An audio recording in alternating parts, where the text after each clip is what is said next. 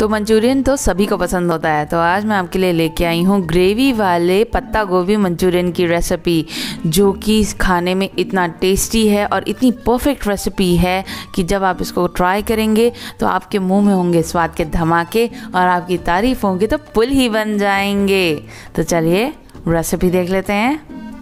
तो इस लाजवाब से मंचूरियन को बनाने के लिए यहाँ पे मैंने पत्ता गोभी ले ली है और इसे मैंने ग्रेट कर लिया है।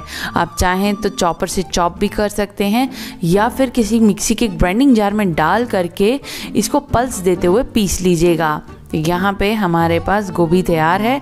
तो अब हम इसमें करीबन आधा टीस्पून नमक डाल के अच्छे से मिक्स कर देंगे और इसको रख देंगे साइड में 15 से 20 मिनट के लिए, ताकि ये जो पत्ता गोभी है अपना एक्स्ट्रा पानी छोड़ दे। तो यहाँ पे 15 मिनट हो चुके हैं और यहाँ पे आप देख सकते हैं हमारी जो पत्ता गोभी है उसने काफ़ी पानी छोड़ दिया है। तो अब हम इस पत्ता गोभी को अच्छे से निचोड़ लेंगे और दूसरी प्लेट में रख लेंगे। दोस्तों ये वाला प्रोसीजर हम इसलिए करते हैं ताकि ये जो पत्ता गोभी है इसका एक्स्ट्रा पानी निकल जाए और हमें इसमें बाइंडिंग एजेंट कम से कम डालना पड़े, ताकि जो स्वाद है वो पत्ता गोभी का है, ये नहीं कि मैदे और कॉर्नफ्लावर का है।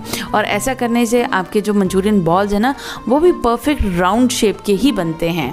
तो यहाँ पे मैंने पत्ता गोभी को अच्छे से निचोड़ लिया है।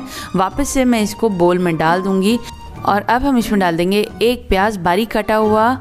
अब हम इसमें 2 से 3 लहसुन की कलियां डाल देंगे बारीक कटी हुई, और 1 इंच अदरक का टुकड़ा मैंने इस तरीके से घिस करके ले लिया है, उसे भी डाल देंगे। तो इनको आप फ्रेश ना इस्तेमाल करते हुए यहाँ पे आप आधा टीस्पून जिंजर गार्लिक पेस्ट का भी इस्तेमाल कर सकते हैं।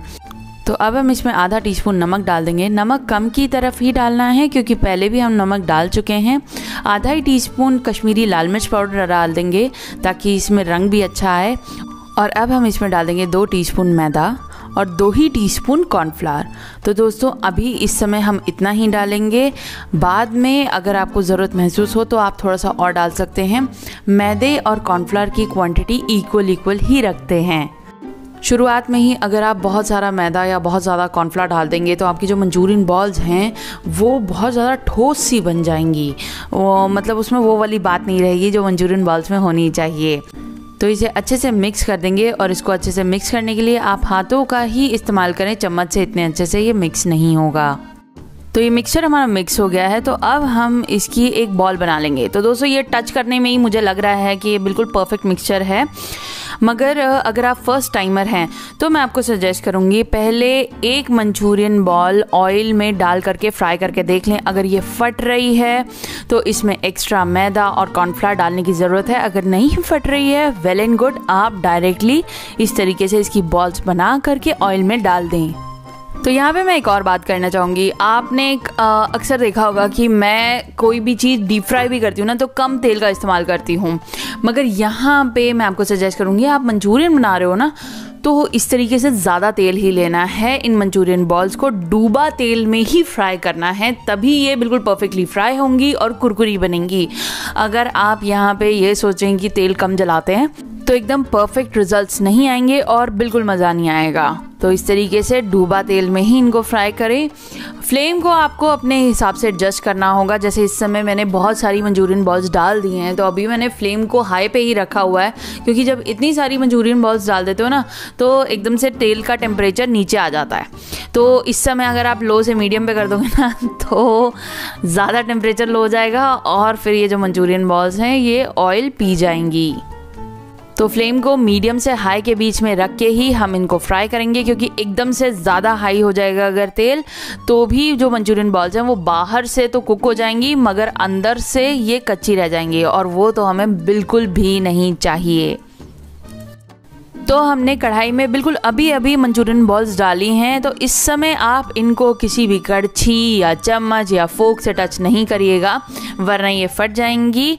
अभी आप इनको थोड़ी देर कुक होने दीजिएगा और फिर मैं आपको दिखाती हूँ। तो यहाँ पे आप देख सकते हैं मंचूरियन बॉल्स सेट हो गई हैं, इनका रंग हल्का सा चेंज हो गया है। तो अब हम इसमें कड़छी लगा सकते हैं और क्योंकि हम इसको डूबा तेल में फ्राई कर रहे हैं तो इनको अलटने पलटने का बिल्कुल भी टेंशन नहीं है। हल्का फुल्का आप इस तरीके से हिला दीजिए ताकि हर जगह इक्वली हीट मिले मंचूरियन बॉल्स को।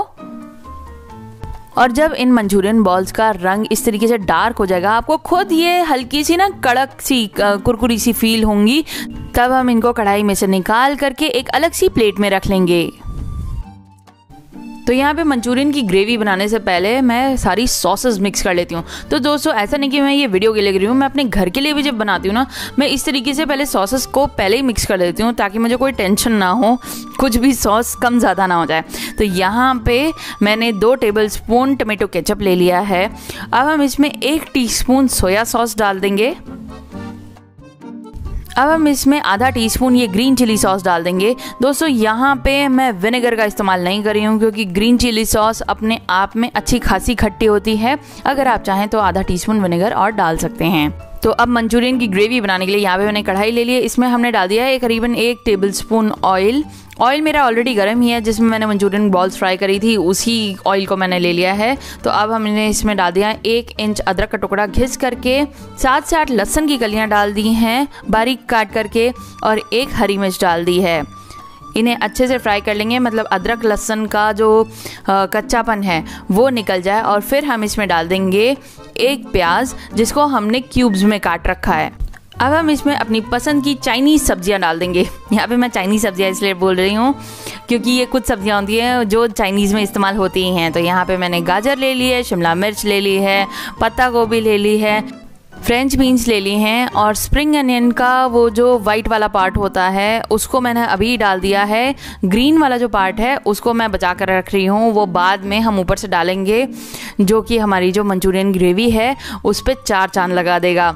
तो फ्लेम को हम पूरे टाइम दोस्तों हाई पे ही रखेंगे। हमें इन सब्जियों को पूरी तरीके से गलाना नहीं है, हमें इनको बस इस तरीके से सॉटे करना है ताकि इनमें क्रंच बना रहे मगर ये कच्ची भी ना रहे। तो अब हम इसमें आधा टीस्पून करीबन नमक डाल देंगे। दोस्तों सॉसेस में भी नमक होता है तो थोड़ा सा ध्यान से डालिएगा नमक। और अब हम इसमें थोड़ी सी काली मिर्च पाउडर डाल देंगे।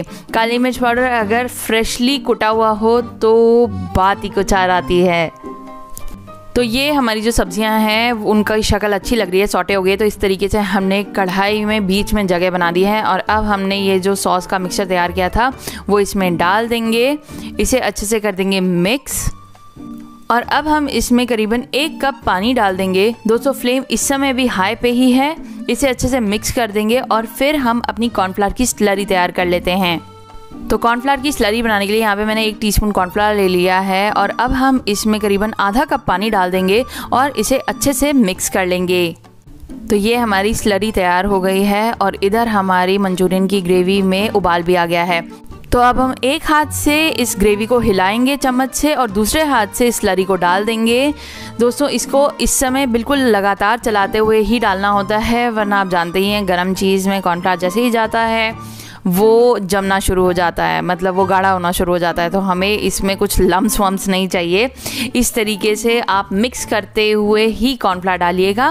फ्लेम इस समय भी हाई पे ही है। तो इस ग्रेवी को हम लगातार चलाते हुए पकाएंगे जब तक इसमें उबाल नहीं आ जाता। और यहाँ पे आप देख सकते हैं इसमें उबाल आ गया है। तो अब हम फ्लेम को घटा करके मीडियम पे कर देंगे और इसको 2 से 3 मिनट तक मीडियम फ्लेम पे पकने देंगे। तो यहाँ पे आप देख सकते हैं हमारी ग्रेवी में बहुत ही बढ़िया रंग आ चुका है, ये पक करके तैयार हो गई है। तो अब हम कर देंगे फ्लेम को बंद, और फ्लेम को बंद करने के बाद हम इसमें मंचूरियन बॉल्स डाल देंगे। कोशिश करिएगा फ्लेम को बंद करने के बाद ही आप मंचूरियन बॉल्स डालें। ऐसा करने से आपकी जो मंचूरियन बॉल्स हैं वो एकदम से गिलगिली नहीं होती हैं, वो अपनी शेप को होल्ड करती हैं। गार्निश करने के लिए हम स्प्रिंग अनियन ग्रीन्स इस तरीके से ऊपर से डाल देंगे, और सर्व करिएगा गर्मा गर्म इसको फ्राइड राइस या नूडल्स के साथ। Enjoy!